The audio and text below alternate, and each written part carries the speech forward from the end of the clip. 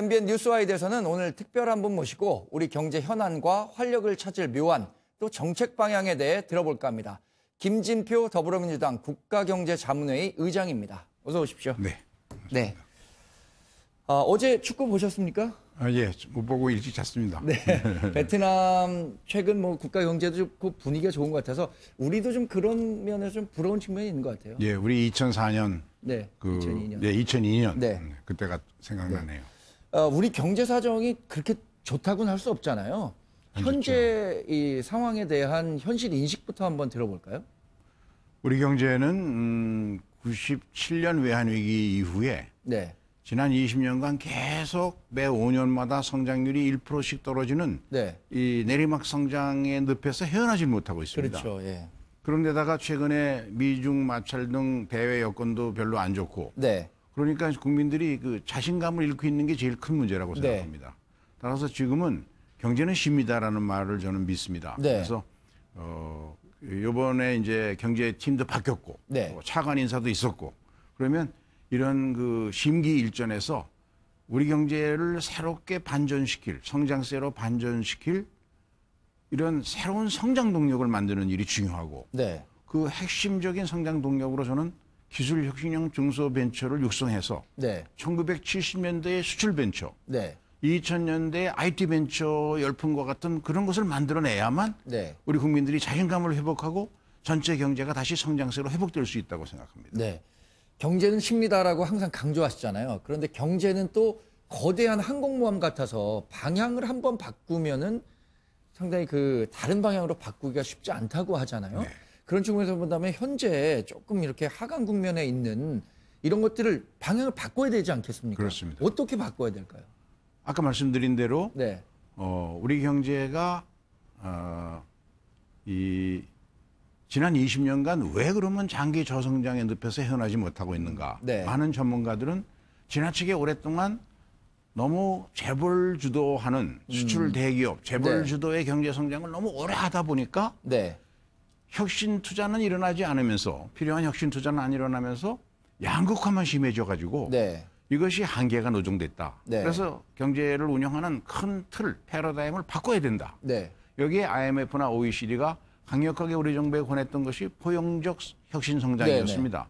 그것을 문재인 정부에서는 받아들여서 경제의 수요 면에서는 소득주도 성장 정책, 네. 공급 면에서는 혁신 성장 정책을 네. 이제 가지고 나가고 있는데 지금 그 소득주도 성장 정책에서 많은 부작용을 겪고 있는 것이 현재의 상황입니다. 네. 그럼 부작용들이라고 말씀하셨잖아요. 부작용들은 최소화하고 정책 효과는 최대화하는 게 정책 목표인데 그렇습니다. 그 부분에 대해서 실천적인 전략은 어떻게 평가하세요? 우선은 소득주도 성장에 관해서는 소득주도 성장이라는 것이 뭐 최저임금 인상이라든가 근로시간 단축으로 대표되는데 네. 이것은 5천만 모두에게 동시에 시행되는 그런 정책의 속성상 성과는 2, 3년 후에나 나타납니다. 네. 지금 이제 성과가 겨우 나타나기 시작하는 단계고요. 그런데 시행 초기에 부작용과 문제점은 크게 나타나거든요. 네.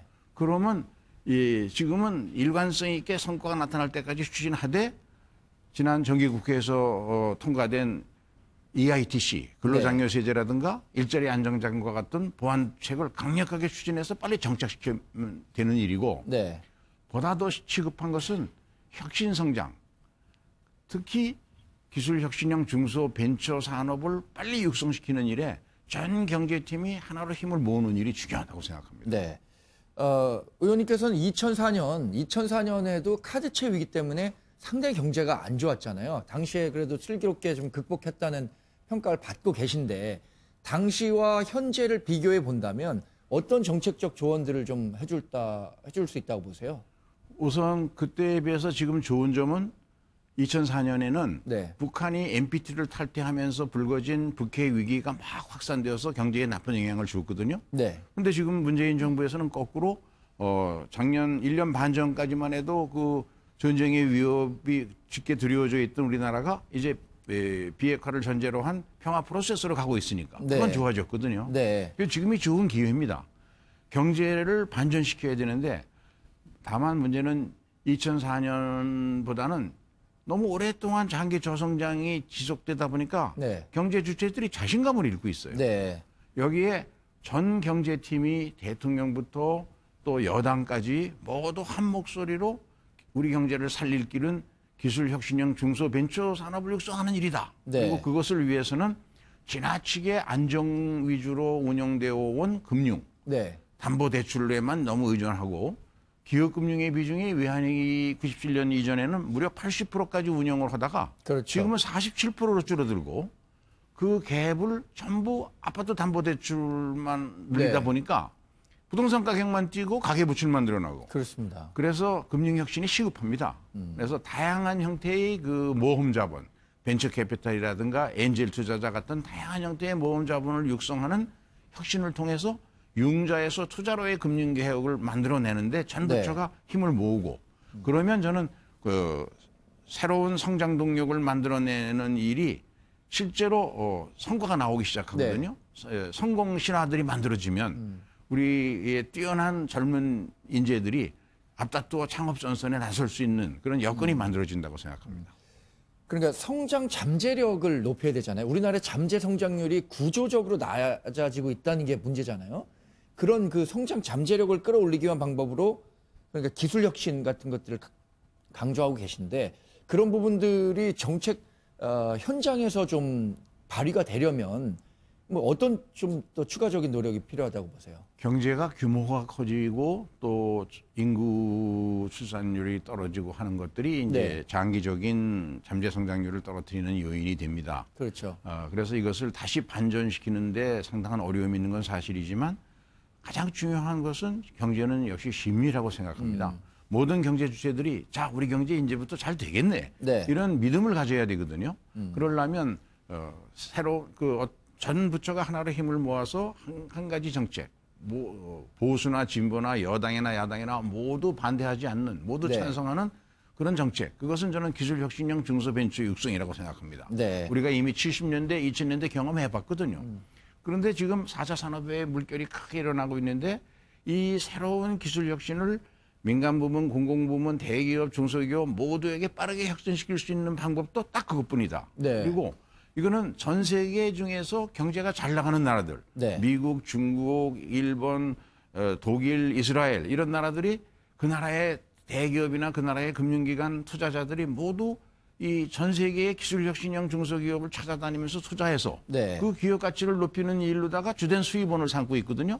이게 글로벌 스탠다드거든요. 네네. 근데 우리가 지금 그걸 못하고 있는데 주된 원인이 금융이 너무 안정 위주로 운영돼서 그렇다. 네. 그래서 금융을 혁신해서 이 중소벤처들을 기술혁신형으로 어떻게 육성하느냐. 네. 이 일에 모든 부처가 하나로 힘을 모으면 저는 잠재적인 그런 우리 경제의 능력들을 발휘시킬 수 있다고 생각합니다. 기업이 성장하려면 마중물이 필요한데 그 마중물 역할을 금융이 더 해줘야 조금 된다. 더 적극적으로 해줘야 더 된다는 말씀이시죠? 혁신시켜야 되는 것이죠. 왜냐하면 우리 금융이 IMF 위기 전에는 기업금융의 비중이 무려 80%까지 갔었는데 네. 지금 47%로 떨어졌거든요. 이렇게 안정 위주로 다 운영하다 보면 우리 주변에 있는 나라들 일본이나 중국의 금융이 우리보다 훨씬 앞서가고 있습니다. 네. 예를 들면 금융산업은 전부 ICT와 연결된 핀테크 산업으로 바뀌어가고 있는데 네. 핀테크에서는 이미 우리가 중국에 떨어지고 있습니다. 그래서 금융 자체의 혁신이 아주 필요한 때입니다. 네. 무엇보다 말이죠. 청년 일자리와 자영업 문제가 우리 경제가 갖고 있는 가장 큰 문제라는 생각이 들거든요. 청년 일자리와 자영업 대책은 어떻게 준비하고 계신가요? 결국 청년 일자리 문제, 자영업 문제도 경제의 성장세가 회복되어야 네. 해결될 수 있는 문제 아니겠습니까? 그런데 이것은 결국 필요한 투자가 일어나줘야 되고 네. 투자가 일어나려면 성공할 가능성이 많다는 확신이 생겨야 투자가 일어나고 그래서 새로운 성장 동력을 만들어야 하는 일이 네, 필요한데 이 성장 동력에서 모든 경제 주체들이 동의할 수 있는 것이 네. 우리가 경험했었던 70년대, 2000년대의 경험을 반추해 보면 또 예. 지금 시대적 여건을 보면 4차 산업에 새로운 기술 혁신의 바람이 불고 있으니까 네. 그거에 꼭 맞는 것이 기술 혁신형, 기술 집약형 중소벤처 산업을 육성하는 일에 모두 우리 자원을 거기다 투입하고 전 부처가 하나로 힘을 모으게 되면 경제 주체들이 우리 경제 이제 살아나겠다. 네. 그러면 다 경제 주체들이 선도 투자를 하게 되거든요. 네. 그래야 청년 일자리 문제도 해결되고 또 그거 여파로 자영업 문제도 경제 전체가 좋아지니까 해결될 수 있다고 생각합니다. 네, 자영업은 우리가 뭐 540만, 뭐 580만 통계가 좀 다르긴 합니다만 구조적으로 자영업 비중이 너무 높고 자영업 종사자가 많다는 점이 문제점을 꼽히잖아요. 이거를 그래서 어떻게 연착륙시킬 것이냐에 대한 고민도 반드시 필요할 것 같은데요. 그렇습니다. 우리 자영업이 전체 경제의 수요에 비해서 네. 지나치게 많아서 그러다 보니까 자영업자들이 계속 그 폐업률이 높은 그런 특성, 그러니까 악순환이 자꾸 반복되는 것이죠. 자영업 중에서 이제 경쟁력이 있는 분야 기업들은 그대로 더 발전시켜야 되지만 네.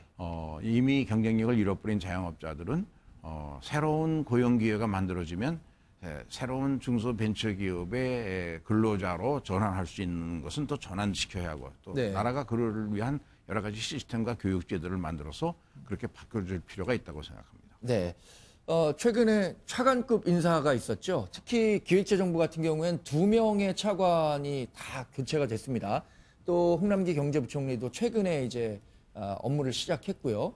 그런 측면에서 본다면 어떤 정부가 갖고 있는 정책에 대한 그립이라고 해야 할까요? 집행력이 좀 높아지는 계기가 될까요?